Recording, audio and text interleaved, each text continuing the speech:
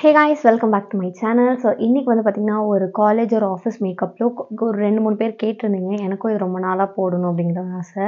So okay, இன்றைக்கி வந்து ஒரு சிம்பிளான ஒரு டெய்லி வேர் மேக்கப் வந்து க்ரியேட் பண்ணலாம் அப்படின்றது தான் இந்த video. So let's get started.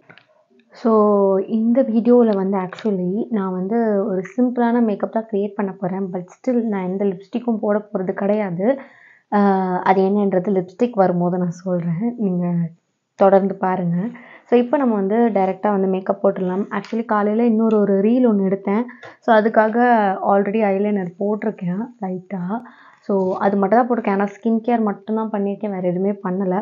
So அதனால் ஸ்கின் கேர் முடிச்சிட்டதுனால நம்ம ஸ்ட்ரெயிட்டாக வந்து மேக்கப் போயிடலாம். ஸோ ஸ்கின் கேருக்கு வந்து நான் எதுவுமே பண்ணல. ஒரு நயசினமைட் சீரம், ஒரு மாய்ஸ்சரைசர், ஒரு சன்ஸ்க்ரீன் இதுதான் போட்டிருக்கேன். நயசினமைட் சீரம்க்கு வந்து இந்த ப்ளம்மோட நயசினமைட் சீரம் தான் யூஸ் பண்ணியிருந்தேன். இது ரொம்ப நல்லாயிருக்கு, எனக்கு ரொம்ப பிடிச்சிருக்கு. ஸோ இதுக்கப்புறம் வந்து மாய்ஸ்சரைசர், ஏதாவது ஒரு மாய்ஸ்சரைசர் போட்டு சன்ஸ்க்ரீன் போட்டுக்கோங்க. நீங்கள் போட்டுட்டு உங்களோட மேக்கப் எப்போவுமே ஸ்டார்ட் பண்ணுங்கள். ஏன்னா நீங்கள் சன்ஸ்க்ரீன் ஸ்கின் கேர்லாம் பண்ணாமல் நீங்கள் மேக்கப் ஸ்டார்ட் பண்ணிங்க அப்படின்னா உங்களோட ஸ்கின் பயங்கரமாக டேமேஜ் ஆகும். ஸோ ஸ்கின் ப்ரொடெக்ஷன் ரொம்ப முக்கியம். ஸோ ஸ்ட்ரெயிட்டாக மேக்கப் போட்டிங்கன்னா உங்களோட போர்ஸ் எல்லாம் க்ளாக் ஆகி நிறைய பிம்பிள்ஸ்லாம் வரும். ஸோ அதனால் அது மட்டும் பார்த்துக்கோங்க. நெல்லிக்காய் ஊறுகாய் சாப்பிட்டதையே போகிறது. ஓகே, ஸோ ஃபஸ்ட்டு நான் ஆல்ரெடி எல்லாமே போட்டுட்டதுனால நான் வந்து கன்சீலர் போடுறேன். ஃபஸ்ட்டு கன்சீலர் ஏன் நான் வந்து ரொம்ப முக்கியமாக வந்து கவர் பண்ணணும் அப்படின்னு நினைக்கிறேன், அண்டர் ஐஸை வந்து ஏன் கவர் பண்ணணும்னு நினைக்கிறேன்னா, கொஞ்சம் டார்க் சர்க்கிள் இருந்தால் கூட நமக்கு வந்து ஃபேஸ் ரொம்ப டல்லாக காமிச்சிக்கும்.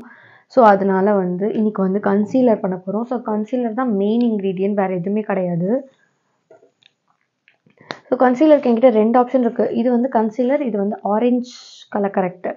ஸோ இது வந்து ஸ்விஸ் பியூட்டி. இது நான் இது வரைக்கும் யூஸ் பண்ணதே இல்லை.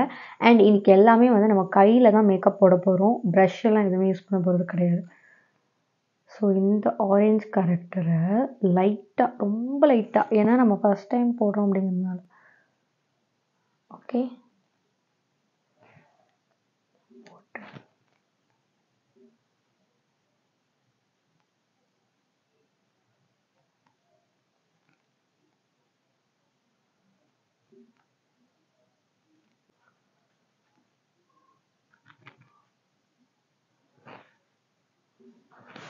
ஆக்சுவலாக ரொம்ப லைட் வெயிட்டாக இருக்குது இந்த கன்சீலர். ரொம்ப நல்லா இருக்குதுன்னு நினைக்கிறேன். நான் ரொம்ப திக்காக அந்த மாதிரி இருக்கும்னு நினச்சேன். என் ஸ்கின் வந்து ஊரெல்லாம் சுற்றிட்டு வந்ததில் ரொம்ப பயங்கர டேமேஜ் ஆகிடுச்சு.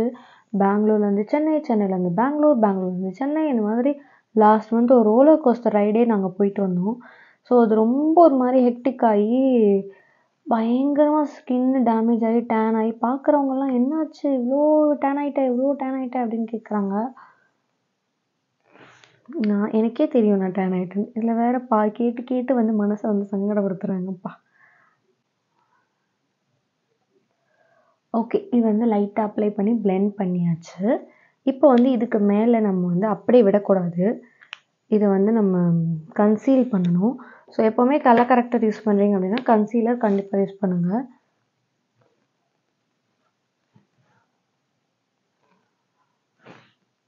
ஸோ இது வந்து மெப்ளின், இதோட எல்லா லிங்க்குமே வந்து உங்களுக்கு நான் கீழே டிஸ்கிரிப்ஷனில் கொடுத்துறேன், செக் பண்ணி பாருங்கள்.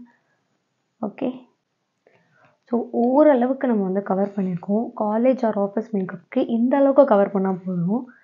ஸோ இதுக்கப்புறம் வந்து பார்த்திங்கன்னா ஸ்கின்னில் வந்து ஃபவுண்டேஷன் அந்த மாதிரிலாம் எதுவுமே டெய்லி வேர்க்கு யூஸ் பண்ணாதீங்க. டெய்லி ஃபவுண்டேஷன் யூஸ் பண்ணிங்கன்னா கண்டிப்பாக வந்து ஸ்கின் டேமேஜ் ஆகிடும். முடிஞ்ச அளவுக்கு இந்த மாதிரி கன்சீலரோடு நிப்பாட்டிக்கோங்க, பவுடர் போட்டுக்கோங்க. அப்படி இல்லைனா பிபி க்ரீம், சிசி க்ரீம், இந்த டின்ஸ் மாதிரி யூஸ் பண்ணிக்கோங்க. ஸோ இன்றைக்கி நம்ம வந்து மெப்ளினோட இந்த டிண்ட் தான் யூஸ் பண்ண போகிறோம். இது ஃப்ரெஷ் டிண்ட் அப்படின்னு சொல்லுவாங்க. இதில் என்னோடய ஷேட் வந்து பார்த்திங்கன்னா 05. பட் கொஞ்சம் இப்போ வர வர எனக்கு இது அவ்வளோவா செட் ஆக மாட்டேங்குது, ஏன்னு தெரில. ரொம்ப லைட்டாக தான் எடுக்கிறேன். பட் ஸ்டார்டிங்கில் ரொம்ப நல்லா இருந்துச்சு, எனக்கு ரொம்ப பிடிச்சிருந்தது.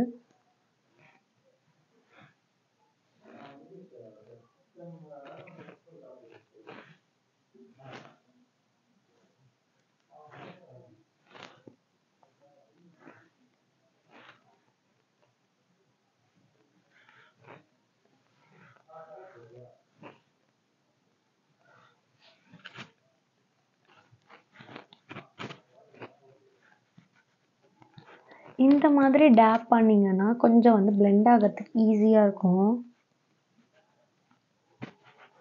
அண்ட் உங்களுக்கு வந்து ஒரு மாதிரி திட்டாக இல்லாமல் இருக்கணும் அப்படின்னா ஃபஸ்ட்டு இந்த மாதிரி டேப் பண்ணிவிட்டு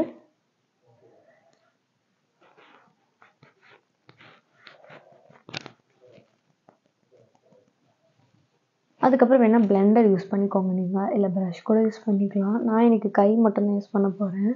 நான் ஏன் எந்த ப்ரஷ்ஷும் யூஸ் பண்ணல அப்படின்னா, ரீசெண்டாக எனக்கு வந்து ஒரு ஸ்கின் அலர்ஜி வந்துச்சு.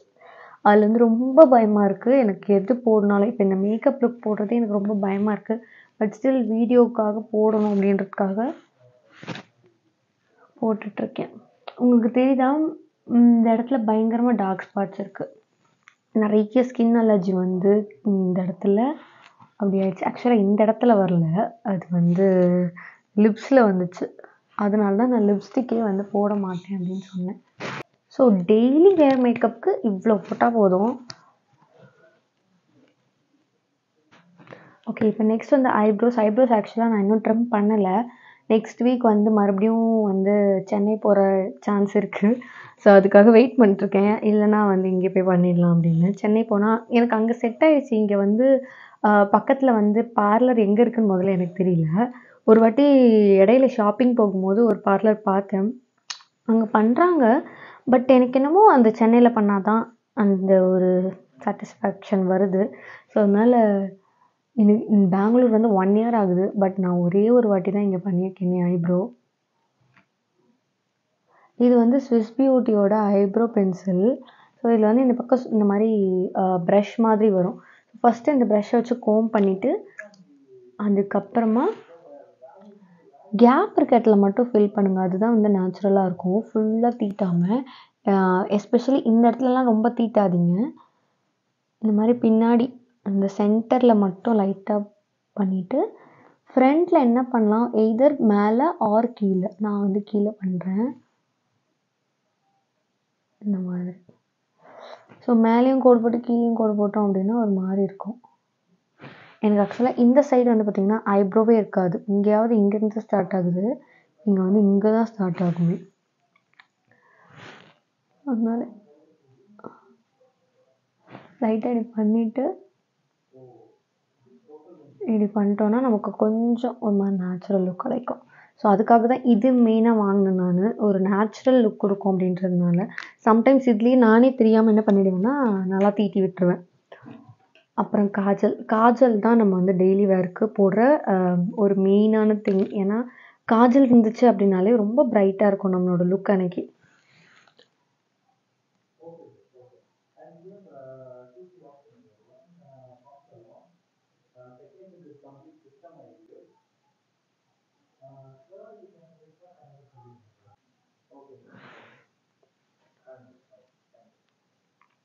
ஸோ காஜல் போட்டாச்சு. அப்புறம் ஐலைனருக்கு இன்றைக்கி நான் வந்து ஸ்விஸ் பியூட்டியோட இந்த ஸ்கெட்ச் லைனர் எடுத்திருக்கேன். இது நீங்கள் நைக்கா ஹால்லே பார்த்துருப்பீங்க. ஸோ இதுதான் ஆல்ரெடி போட்டிருந்தேன். மேலேயே லைட்டாக போடுவோம்.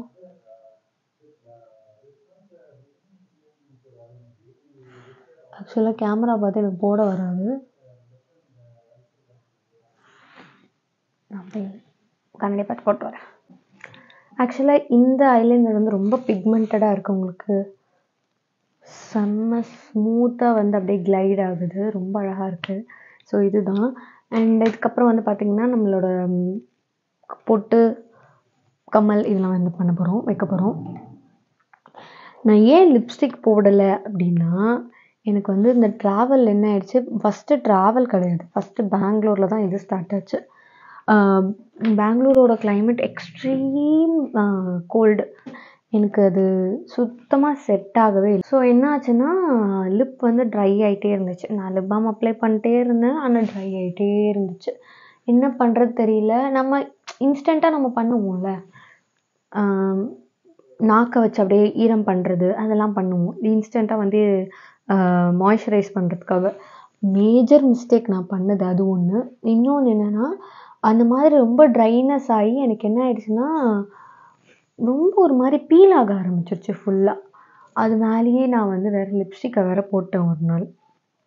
போட்டு அது என்ன ரீசனுக்காக வந்துச்சுன்னு எக்ஸாக்டாக தெரியல. டாக்டர்கிட்ட போயிருக்கேன். 10 days கழிச்சு திருப்பி வர சொல்லியிருக்காங்க. இப்போ வந்து பயங்கரமாக இது ரொம்ப மோசமாக இருந்தது. ஒரு மாதிரி இங்கெல்லாம் புண்ணு மாதிரி ஆயிடுச்சு இந்த இடத்துல. இந்த இடத்துல அப்படியே கார்னர்ஸ்லலாம் புண்ணாயிடும். இந்த இடத்துல கூட உங்களுக்கு இங்கே தெரியுதா டார்க்காக இருக்குது. ஸோ அந்த மாதிரி வந்துருச்சு. எனக்கு நானும் லிப் பாம் அப்ளை பண்ணிருக்கேன். பட் செட்டே ஆகல. அப்போ சென்னையில வேற இருந்தேன். மறுபடியும் இங்கேருந்து சென்னை போயிருந்தேன். அப்போ வந்து இன்னும் நல்லா ஆறுற மாரி இருந்துச்சு. திருப்பி வந்துருச்சு. அதுக்கப்புறம் அங்க ஒரு ஜென்ரல் டாக்டர்ட்ட போனேன். ஜென்ரல் டாக்டர்ட்ட போகும்போது அவங்க என்ன சொன்னாங்கன்னா, "நீங்க வந்து ட்ராவல் பண்ணிட்டே இருக்கறனால உங்களுக்கு வந்து பாடி வந்து ஹீட் ஆயிருக்கும். நல்லா டைம்க்கு சாப்பிட மாட்டீங்களா இருக்கும்." அப்படி இப்படின்னாரு. நான் வந்து டைமுக்கு கரெக்ட்டா சாப்பிடுற ஒரே ஆள் நான் தான் எங்க வீட்ல. அந்த மாதிரி 1 மணி ஆச்சுன்னா பசிக்கும் எனக்கு மதியம். காலையில 8 மணி ஆச்சுன்னா பசிக்கும். அந்த மாதிரி எனக்கு டான்னு சாப்பிடுவேன். பட் அவர் சொன்னோனே ஓகே அ அதுவா தான் இருக்கும். நம்ம ட்ராவல் வேற பண்ணிட்டுருக்கோம். பயங்கர வந்து டயர்டா, எக்ஸாஸ்ட் ஆயி, ரொம்ப டீஹைட்ரேட் ஆயிருக்கும் உடம்பு அப்படின்னு நெனச்சுட்டு நானு ஓகேன்னு விட்டேன். அவரு சில டேப்லெட்ஸ்லாம் குடுத்தாரு. அதெல்லாம் சாப்பிட்டேன். சாப்பிட்டு ஒரு ஒரு நாள் கழிச்சு பெட்டர் ஆக ஆரம்பிச்சது. 2 நாள்ல வந்து கம்ப்ளீட்டா வந்து எல்லாமே வந்து அந்த புண்ணுலாம் வந்து பீல் ஆயிடுச்சு. அதுக்கப்புறம் நான் வந்து அ மறுபடியும் வந்து கிளம்பி பெங்களூர் வந்துட்டேன். ஓகே நார்மல் ஆயிடுச்சு. இனி எந்த பிரச்சனையும் வராது அப்படின்னு சொல்லிட்டு பெங்களூர் வந்துட்டேன். பெங்களூர் வந்து ஃபர்ஸ்ட்டு டே கொஞ்சம் ட்ரை ஆச்சு. ஏன்னா இங்க இன்னும் வந்து பிப்ரவரி வந்தாலுமே கிளைமேட் வந்து ரொம்ப ஒரு மாதிரி நம்ம ஊர் வெயில் மாரியும் இல்ல. வெயில் இருக்கு. பட் ஸ்டில் அது வந்து எப்படி இருக்குன்னா, ரொம்ப ஒரு மாரி ஹாட்டா தான் இருக்கு. ச்சீ கோல்டா தான் இருக்கு. குளிர்ற மாரி தான் இருக்கு. ஸோ அது வந்து ட்ரை ஆக ஆரம்பிச்சுச்சு இங்க வந்து லைட்டா. நான் வந்து லிப் பாம் அப்ளை பண்ணிட்டே இருந்தேன். தேங்காய் எண்ணெய் வச்சேன், நல்லெண்ணெய் வச்சேன். அப்புறம் நெய் வந்து ரொம்ப மாய்ஸ்சரைஸ்டா இருக்கும். அதனால வச்சேன். நைட்டு வந்து நெய் வச்சுட்டு படுத்து காலைல ஏந்திச்சு பார்க்குறேன், பயங்கர சோர் ஃபுல்லா இங்க எல்லாம் வந்து அப்படியே பெரிய பெருசு ஒரு மாரி எனக்கு பார்க்கவே எனக்கு அழுகையே வந்துச்சு. அந்த மாதிரி இருந்துச்சு. பயங்கரமா புண்ணா வந்து இந்த இடத்துலலாம் அப்படியே பிஞ்சுட்டு வர ஆரம்பிச்சுருச்சு. எனக்கு ஒரு மாரி பார்க்கவே ஒரு மாரி டிஸ்கஸ்டிங்கா இருந்துச்சு ஃபர்ஸ்ட் ஆஃப் ஆல். எனக்கு என்ன பண்றதுன்னே தெரியல. அப்புறம் டிசைட் பண்ணேன். நான் சென்னையில இருக்கும்போதே ஸ்கின் டாக்டர்ட்ட தான் ஃபர்ஸ்ட்டு போலான்னு நெனச்சேன். ஆனா அதுக்கப்புறம் ஓகே ஸ்கின் டாக்டர்ட்ட போனா ஒரு ரூ. 700 ஃபீஸ் வாங்குவாங்க. அதுக்கப்புறம் வந்து ஒரு மெடிசின் சொல்லிட்டு அது ஒரு ₹2000 ஆகும்ன்னு சொல்லிட்டு நான் அதனால தான் அங்க ஜெனரல் டாக்டர்ட்ட போனேன். இங்க வந்தோனே அது இன்னும் நல்லா சிவியரா தான் ஆச்சு. கொஞ்சமா வரல. அதிகமா வந்துச்சு. அதனால நான் வந்து ஓகே ஸ்கின் டாக்டர்ட்ட போயிடலாம் அப்படின்னு சொல்லிட்டு, ஸ்கின் டாக்டர் கிட்ட இங்க பக்கத்துல தேடி வந்து நாங்க அ நெறைய ரிவ்யூஸ் பார்த்து தான் இந்த டாக்டர்ட்ட போனோம்.